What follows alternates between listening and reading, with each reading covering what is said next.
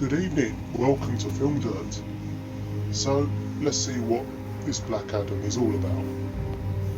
I'll see you on the other side.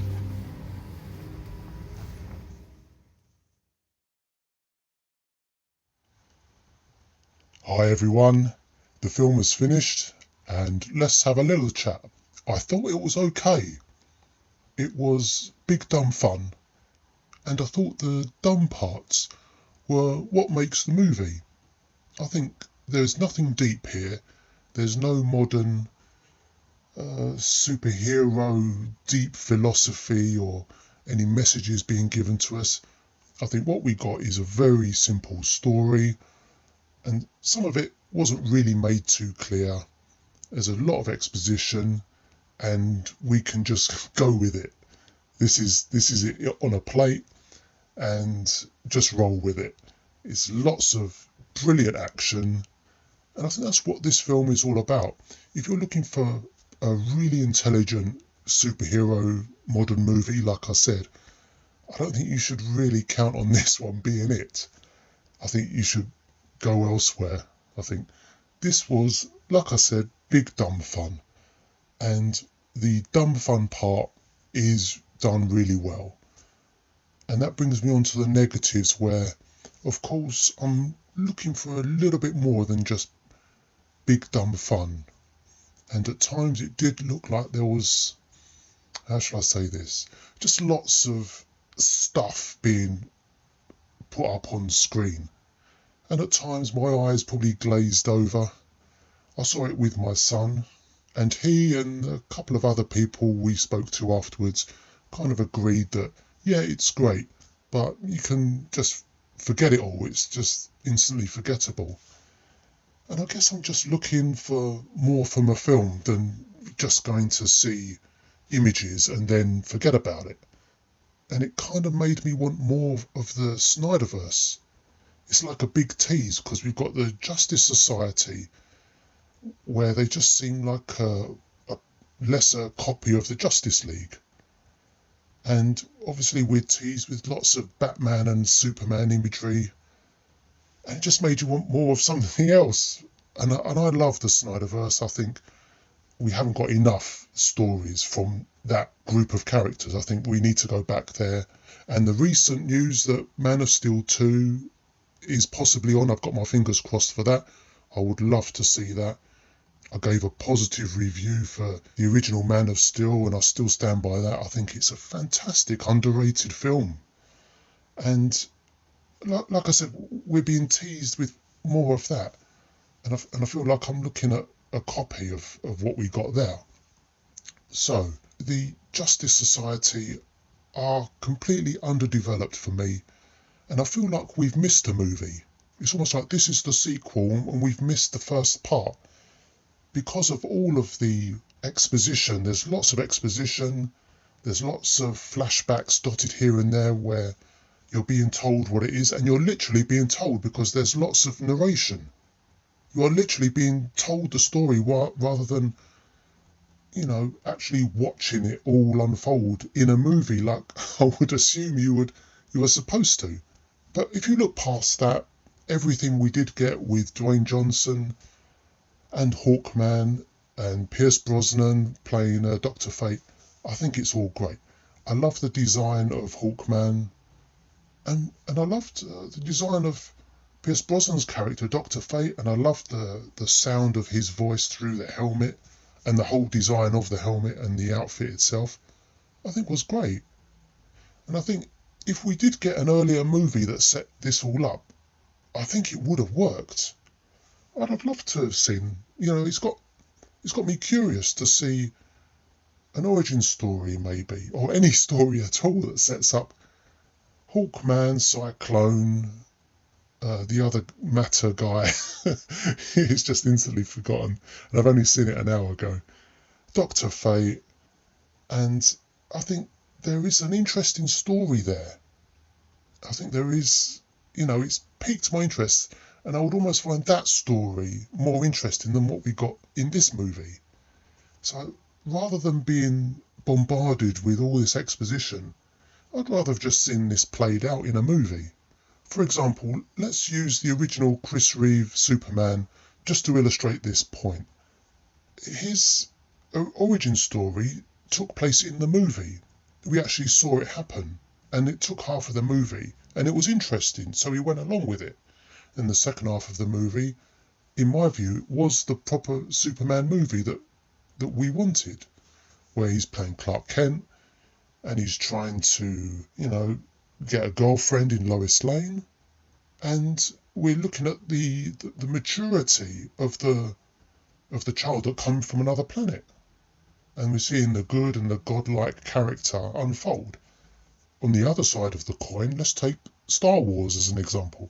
We started at episode 4, and we didn't really need to see anything previous because we were drip fed whatever little bits of information about Darth Vader we needed to know. It wasn't dependent on telling that story, because that story was the farm boy who became part of the Rebel Alliance and was learning to be a Jedi. And the exposition there was really kept to a minimum. And it helped that it was quite interesting as well. For Black Adam, we're just bombarded with so much exposition, so much narration and voiceover. We're supposed to concentrate on what's already happened on the current movie we're watching. So I need to comment on the visual effects as well, which for the most part are very well done. But when there's so much going on screen, you can forgive a lot of the unrealistic looking. Of course, none of this is real. None of it even looks real because we've got lots of godlike characters and they're having big fights.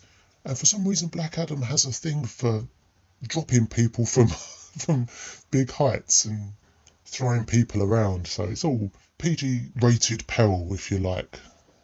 But the character overall is great. I like the idea. And his backstory was quite interesting, even though there's a lot of it.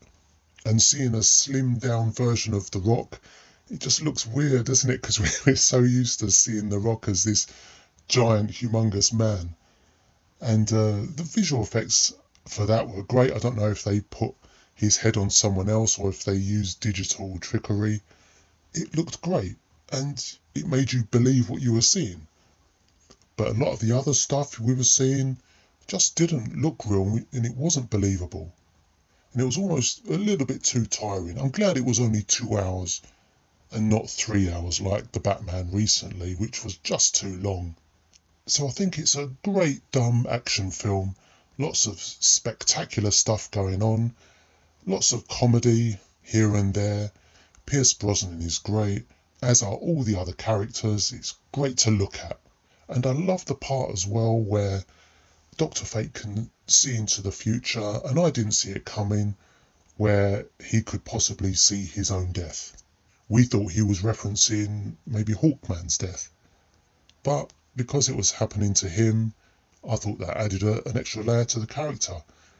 And that just makes me want an origin movie even more. I think it's a shame that it seems we have started too far ahead. We've definitely missed a movie, in my opinion. We could have fleshed out the Justice Society first and had Black Adam as a reference, a bit like how Zack Snyder developed Justice League. And those characters were very interesting. In the Snyder Cut, I loved what happened with Cyborg, and I loved the Amazonian scenes. And that whole film, whole 3 or 4 hours, however long it was just, I thought it was fantastic because each character was fleshed out there and then. And whatever little exposition there was necessary. And it wasn't just constant scene after scene. And that brings us to the big Henry Cavill scene, little tease at the end. And I hope that comes about. Because I'd love to see more Snyderverse with Henry Cavill, with Ben Affleck, and the original crew if they're still around. And maybe we could integrate the Justice Society with the Justice League. Because if you think about it, both teams are now set up. So if we concentrate on the two teams, we could have a big union of heroes. And I think that'll possibly work now, if Warner Brothers want to do it. But if they're only doing Man of Steel 2 next, then I think that's as good as anything that we can hope for. I'd love to see that.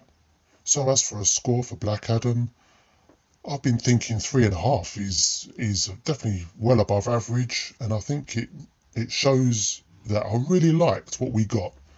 But the negatives were, I think, there's just too much exposition, that it was just dumb fun, and I wanted more depth. And I keep going back to the Snyderverse. Batman v Superman, when I revisited that, we did get more layers in the Ultimate Cut. I think we did see a bit more there that was interesting. It does refer to our current society and social media.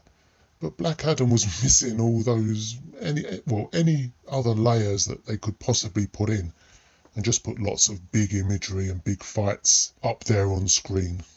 But I can't be too critical. We got what we got, and I enjoyed what we got. And maybe it's a good thing that we're left wanting more. So thanks for joining me, everyone. And just to clarify, I never got a free ticket to watch this movie. I'm unconnected and unbiased from any of the studios, unlike a lot of the other channels. I'm not a shill, and these are all my own opinions. Let me know if you agree or disagree with any of my thoughts, or maybe if I missed anything. The comment section below is all yours. And why not subscribe to my channel as well? I've seen it, it's not bad. Thanks again for joining me, and I'll speak to you again soon. All the best to you. Take care.